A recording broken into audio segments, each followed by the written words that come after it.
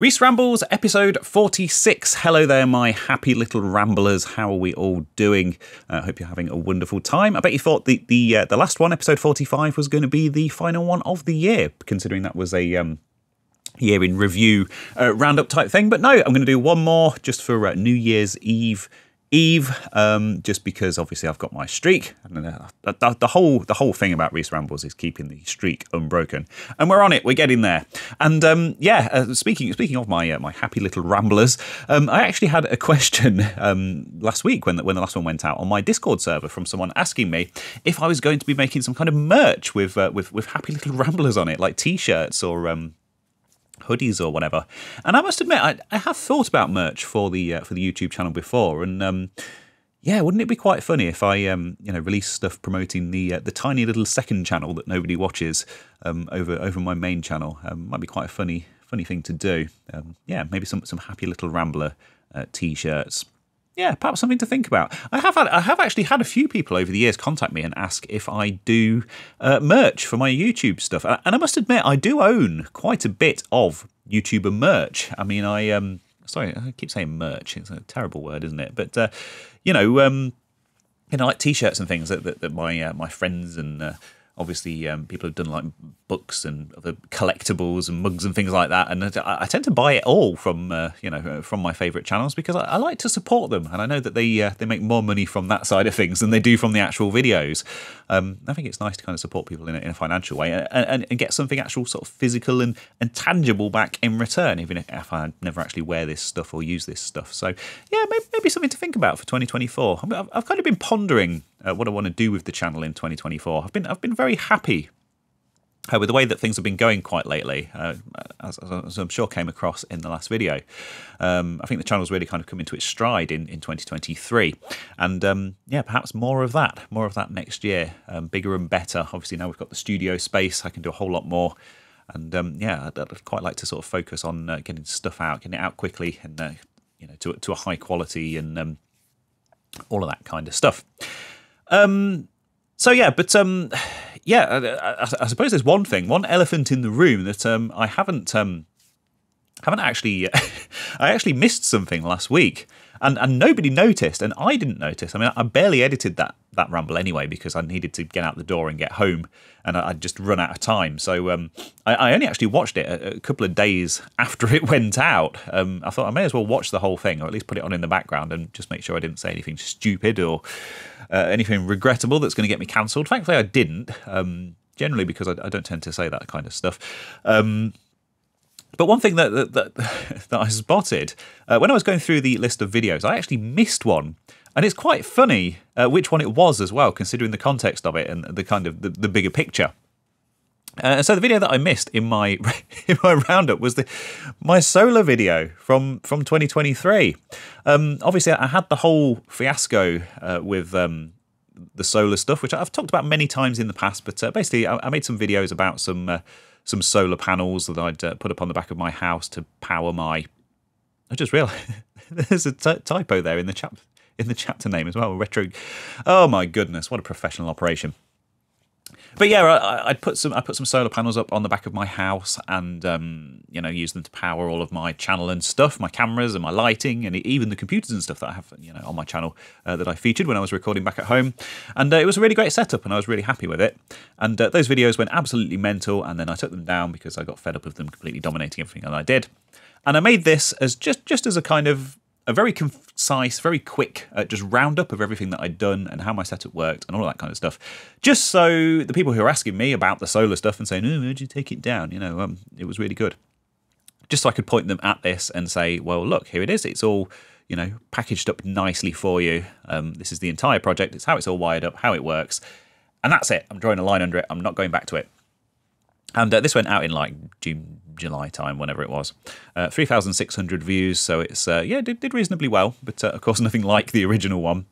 And I addressed some of the issues, did it in quite a kind of light-hearted way in a couple of places. Some of the feedback that I'd had, some of the negative feedback.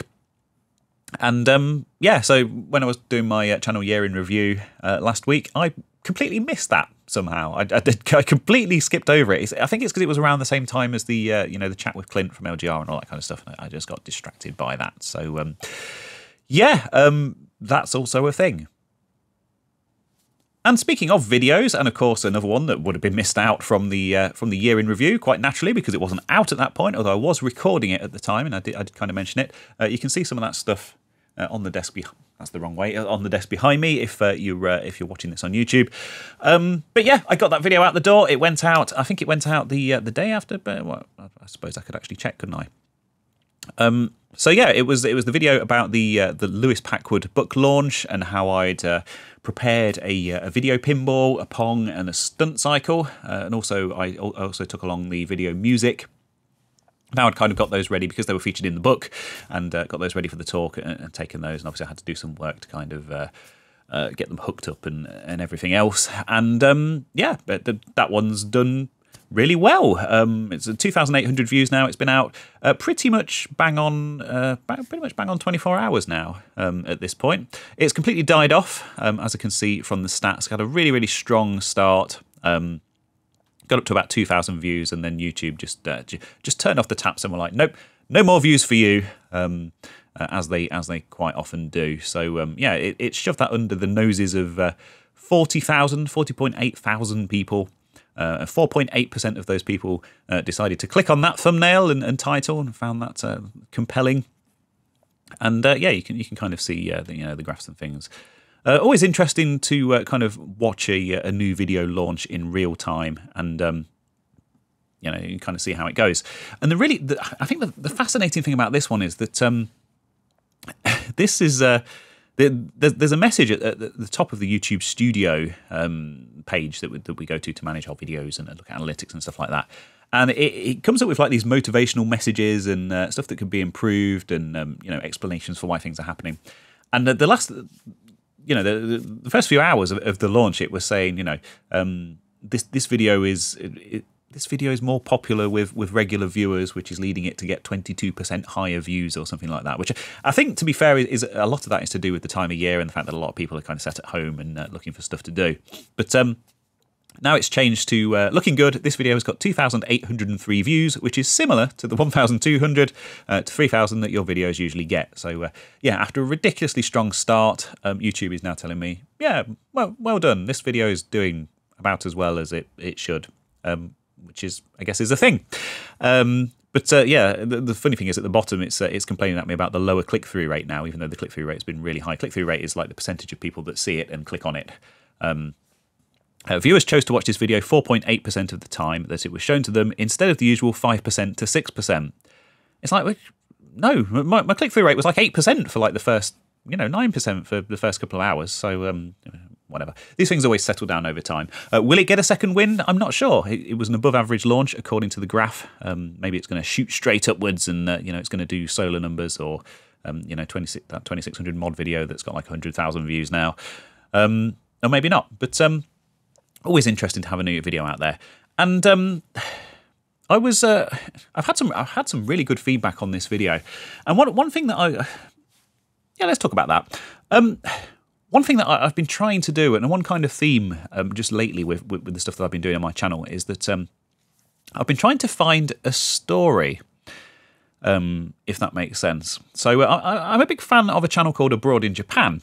And it's this guy called Chris Broad. I've mentioned him on the Rambles before, but this guy called Chris Broad, he lives in Japan, he's British. He moved over there to work as an English teacher 10 years ago. I know a lot of people who watch my channel also watch his channel. It's a very popular channel. He's got like 3 million subscribers or something. And he makes like these big, impressive documentary type videos and stuff like that. But he doesn't really talk about his YouTube process all that often. But the one piece of advice that he kind of consistently gives every time he gets asked the question is to find the story in any video that you make. Use a video to tell a story. There are a lot of hardware channels that I watch. I've talked about this before, I think. Where they'll say, I've had this sent to me, it's broken, let's diagnose the fault, let's fix the fault, and then let's test it. You've got your 3-act structure. And, it's something that applies quite naturally to kind of hardware modifying and repairing computer, repair type videos. But you know, there's not really much of a. You need to kind of find a unique hook, I think. I'm not saying that you need to. I'm not dispensing advice, but in my case, I'm thinking, well, you know, what's kind of a more interesting hook? How can I structure this slightly differently to kind of help it to stand out, maybe? And this was a really natural contender for that. I know I've banged on about this book like all year, and I will stop now. But it's like, you know, in the first few seconds, you know, I introduce a character in the form of Lewis. Let's just open this up and have a poke around it, and just talk a little bit about the how I've structured this video. So literally within 3 seconds, you've got this interesting looking chap on screen. I describe him as a legendary, you know, games journalist. I don't know if he's legendary. He's certainly prolific and sort of well liked and respected in the industry. So it's, you know, not too much of a stretch. You know, I introduce this character of Lewis. I say there's this book launch. I've got to get this stuff ready for the book launch. So you know, it's like the first act. You know, setting up for that that story. You know, I say that it went well, and you know, here's kind of the stuff that I had to do. And then right at the end, just as the first sort of minute is drawing to a close, we've got this kind of moment of jeopardy. This thing that kind of throws the whole story into doubt, where I say, but it didn't actually quite all go according to plan. So we've got so much stuff. Of course, we've got people clicking on the thumbnail and the title because they're interested in these weird old Atari consoles, and you know, maybe they've seen them before and kind of want to see what they're all about. Obviously, it's a hardware restoration and fix type video, so all of my usual audience are people who kind of watch that kind of stuff. But then, yeah, within the first minute, it's like there was this talk, or well, you know, within the first minute, it's like, there's this really interesting looking chap, and oh yeah, he's actually quite well known and quite well respected, and he did a talk, and I was involved with that talk, and I had to do some stuff to prepare for that talk, but it didn't quite go according to plan. And all of a sudden it's like, you know, you've got this big hook, and it all unfolds very rapidly within the first minute. I know I'm sat here singing my own praises like I always do, but I was quite proud of you know, just quite proud of the way I kind of structured that, and thought, yeah, that's going to hook people.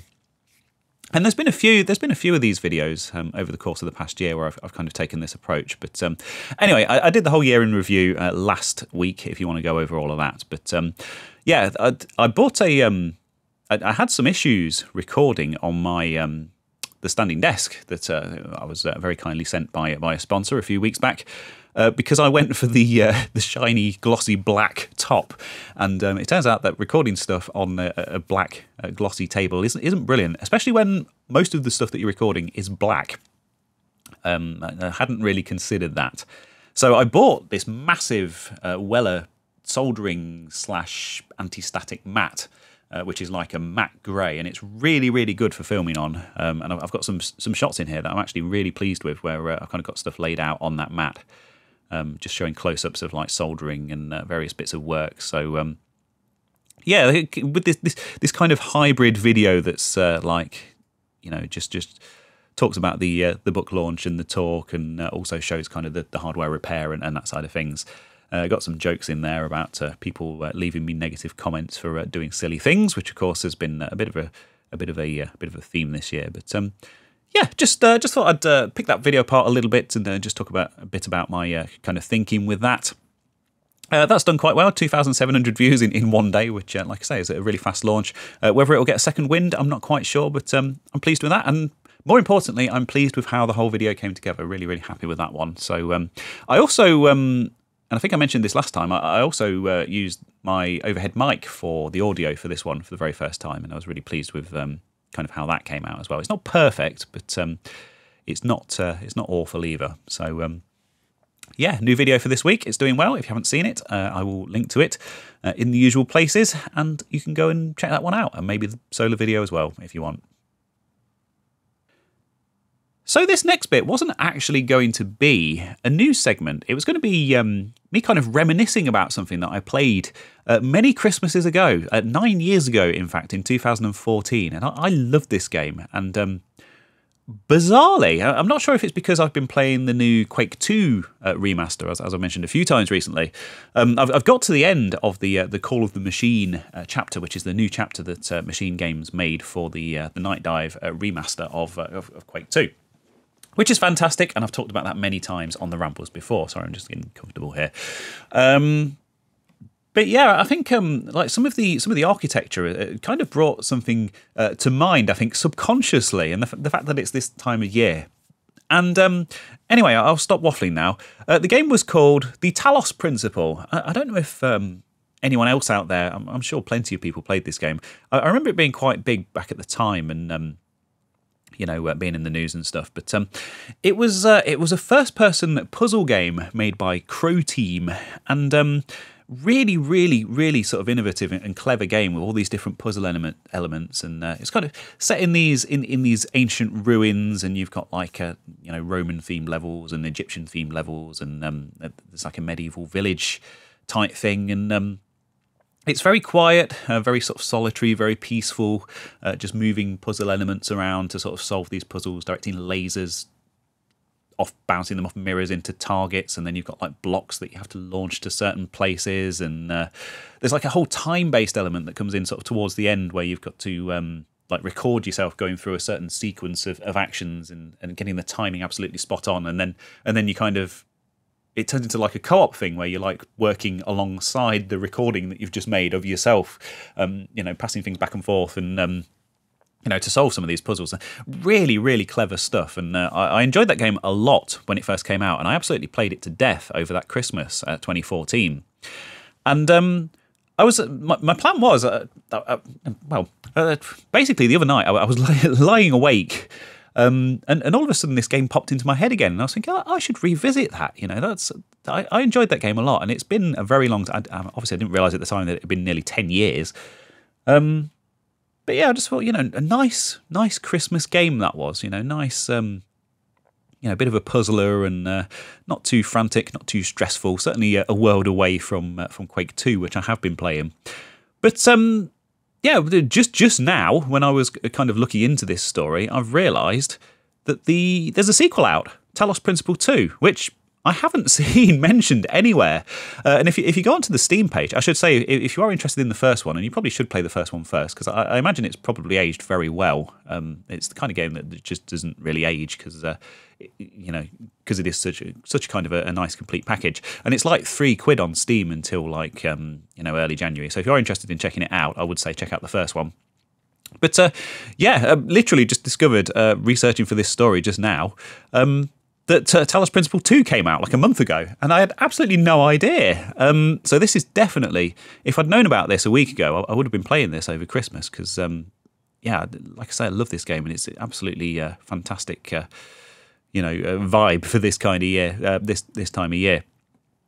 But there you go. So it's a puzzle game, and I'd be interested to hear if anyone else actually remembers it and actually played it back in the day, because obviously 10 years of technological progress. I mean, some of these screenshots and stuff are just, it's kind of how I remember the original looking, even though it evidently didn't. But it looks like it's more of the same, which is definitely a good thing. Hopefully they've introduced some interesting new twists and things as well, because the story was quite interesting. It's one of these ones where the story is kind of environmental storytelling and that kind of thing, and it kind of unfolds as you go along, and then it kind of builds up to this twist at the end, which I thought was actually quite interesting and quite novel.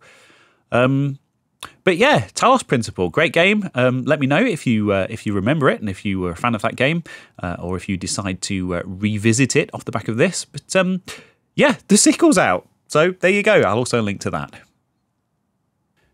It's me, Big Full Screen Reese, back at you. Yep, that must mean it's time for the next story. And it's another news story from this week, and something that came up on my radar that I thought was quite interesting. And it's to do with the Nintendo Switch. And basically, someone has made a flashcart for it. Now, I must say, many, many, many years ago, and we're talking like 15 years ago, I had a website.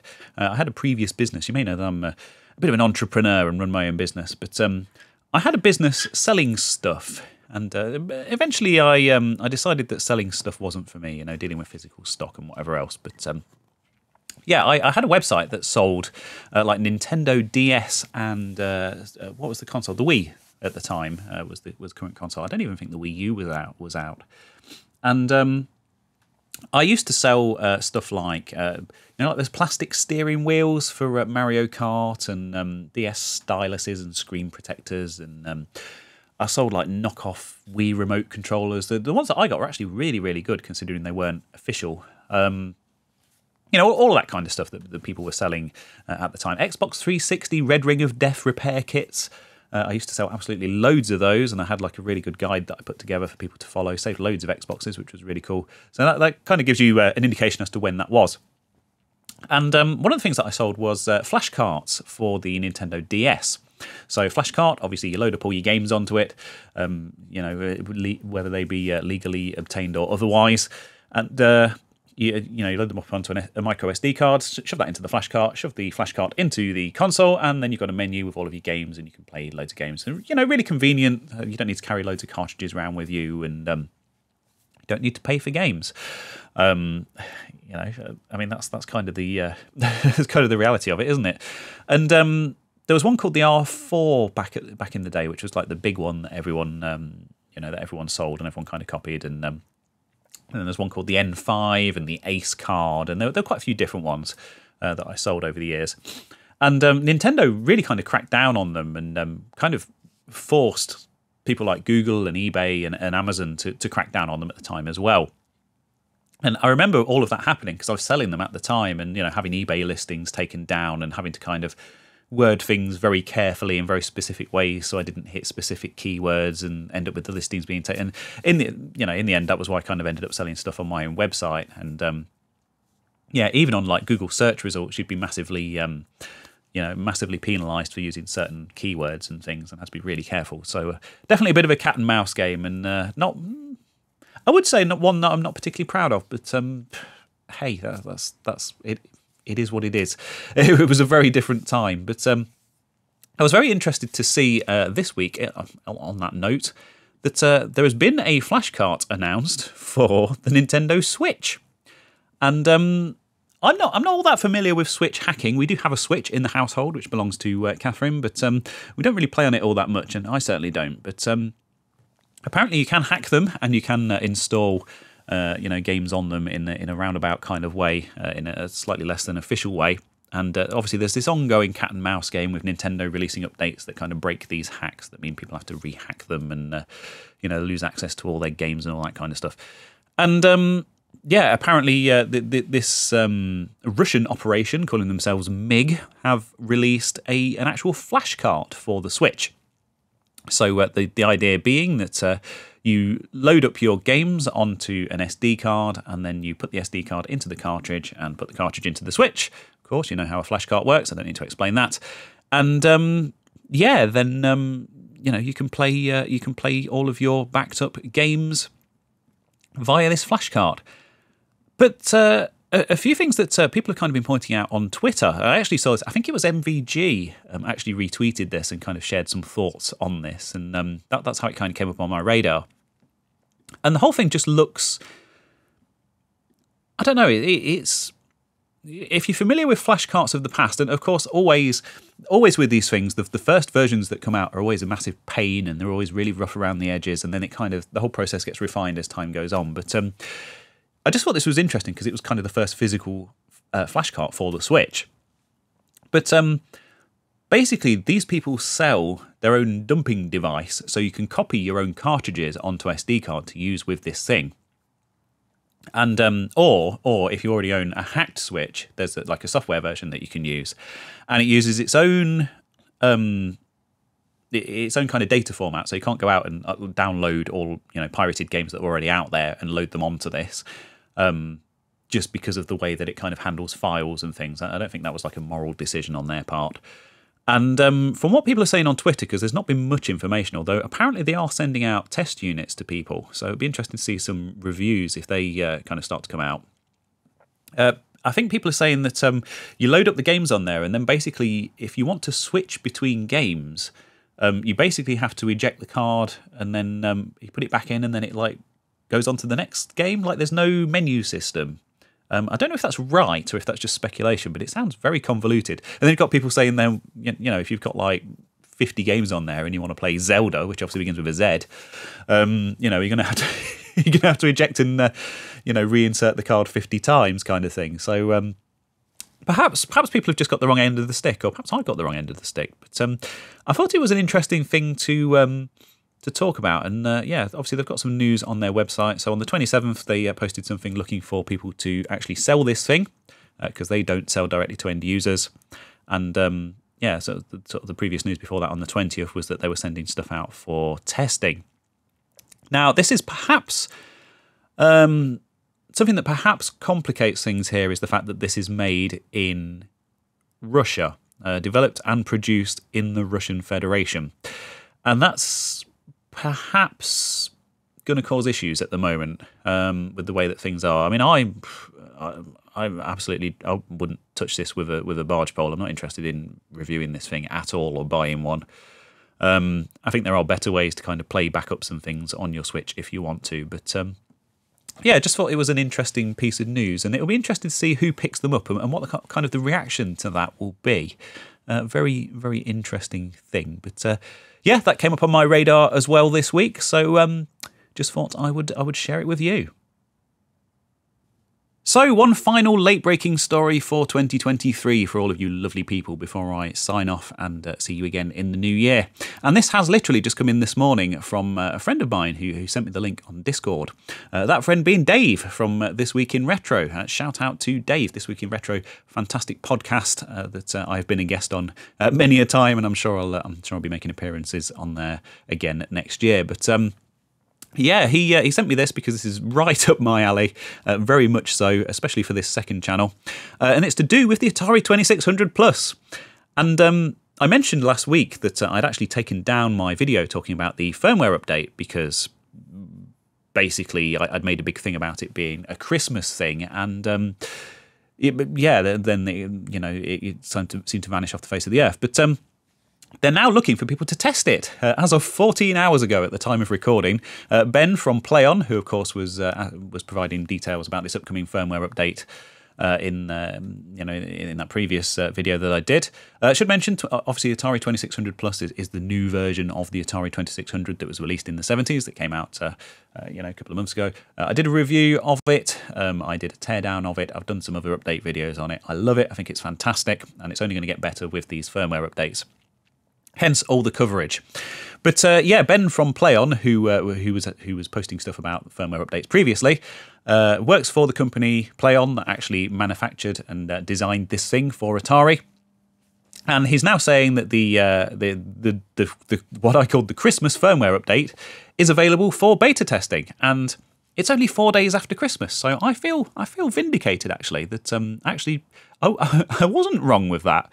But anyway, I'll make a separate video about that because, hey, I'm very excited about this. Yeah, so he's on Atari Age, the Atari Age forums, which I've lost access to somehow. My login doesn't work anymore. I think it's some kind of conspiracy by the current owners of Atari to silence me, but I will not be silenced.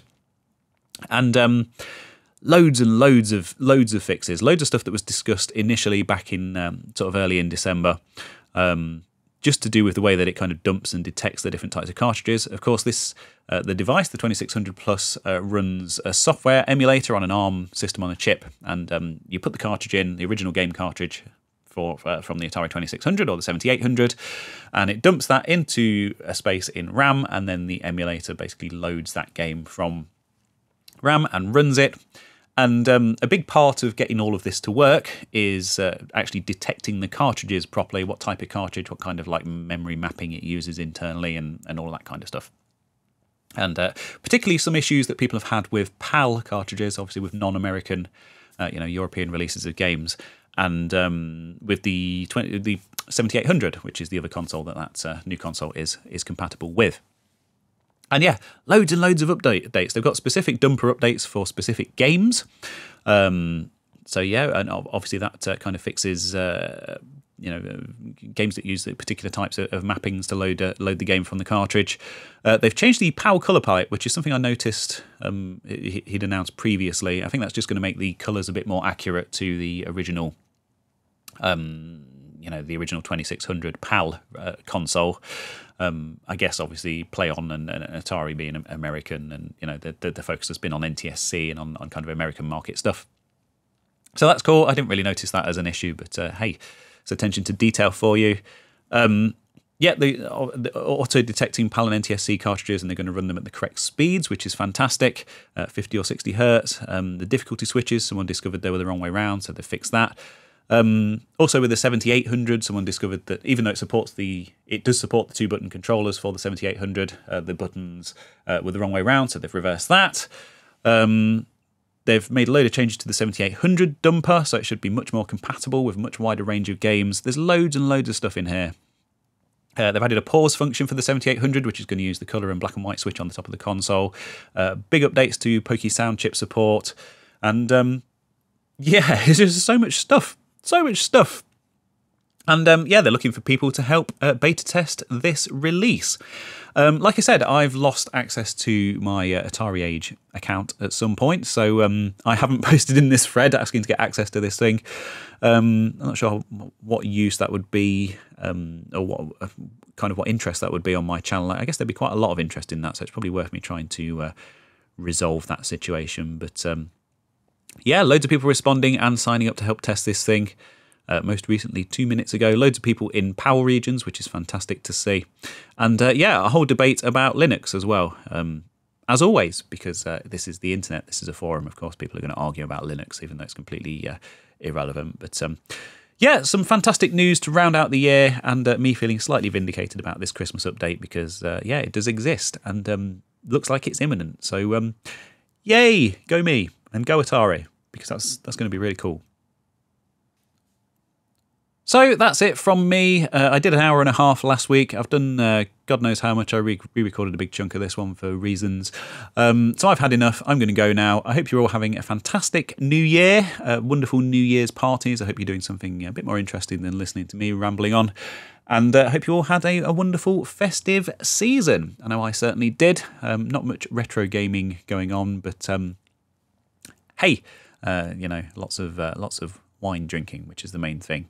And a bit of a Christmas knees up as well, a bit of a musical extravaganza, which is always fun. I can't believe it was only 4 days ago. It seems like a lifetime ago, but just goes to show that things move at a slightly different speed at this time of year. So I should round out all of this just by thanking you for supporting the channel and for this channel and, of course, my main channel, Control-Alt-Reese. Thank you for all of the views and the likes and the comments and all that kind of stuff this year. The channel's doing very well. I'm really pleased with it. And, more of the same for next year, please. That's fantastic. So I'm off to possibly go and record another video about this firmware update and hopefully not get in trouble for it this time. Thank you ever so much once more for listening. Now I'm rambling, so now it's time to sign off. Goodbye.